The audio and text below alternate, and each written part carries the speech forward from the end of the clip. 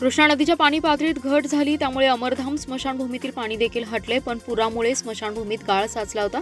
सांगलीतील पूर ओसरायला सुरुवात झाल्यानंतर कृष्णाकाठी असणाऱ्या 3 मुख्य घाट आणि अमरधाम स्मशानभूमीचे आयुक्त शुभम गुप्ता यांच्या आदेशानुसार तात्काळ स्वच्छता करण्यात आली आहे। या स्वच्छतेमधून तिन्ही घाटावरून अंदाजे 70 टन कचरा महापालिका कर्मचाऱ्यांनी स्वच्छ केला। यानंतर त्या परिसरात तातडीने औषध फवारणी सुद्धा करण्यात आली आहे। सांगलीच्या कृष्णा नदीची पाणी पातळी वाढल्यानंतर समर्थ घाट, विष्णू घाट आणि सरकारी घाट तसेच अमरधाम स्मशानभूमीत पाणी आले। तब्बल 12 ते 14 दिवस हे पाणी साचून राहिल्याने मोठ्या प्रमाणात राडारोडा आणि नदीच्या प्रवाहातून वाहून आलेला कचरा संकलित झाला होता।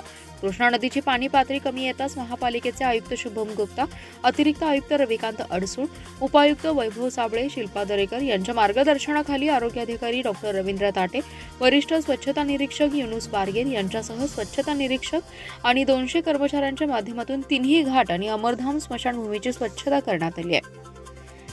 यामध्ये बहुतांशी पाण्यातून वाहून आलेला गाळ महापालिकेच्या कर्मचाऱ्यांनी स्वच्छ केला, तर त्यासोबत आलेला कचरा, झाडी झुडपं, गवत, जलपर्णी आणि अन्य कचरा महापालिकेने संकलित केला। बुधवारी एका दिवसात तिन्ही घाट आणि अमरधाम स्मशानभूमीतून 70 टन राडारोडा स्वच्छ करत कचऱ्याचं संकलन करण्यात आले। याचबरोबर या ठिकाणी औषध फवारणी विभागाचे स्वच्छता निरीक्षक याकूब मद्रासी यांच्या माध्यमातून करण्यात आल्याची माहिती वैद्यकीय आरोग्य अधिकारी डॉक्टर रवींद्र ताटे यांनी दिली आहे।